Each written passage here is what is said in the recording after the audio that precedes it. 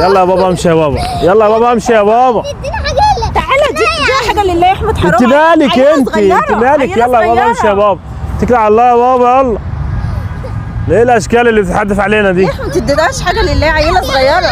يا بنتي امشي يا بنتي. لله يا احمد، عيله صغيره، حرام عيله لا مش صغيرة. هديها حاجه، عيله صغيره ده حرام. بياخدوا الحاجات الفلوس يجيبوا بيها حاجات وحشه. لا دي عيله صغيره مش عارفه حاجه. لا لا يلا يا بابا مالكيش دعوه انت.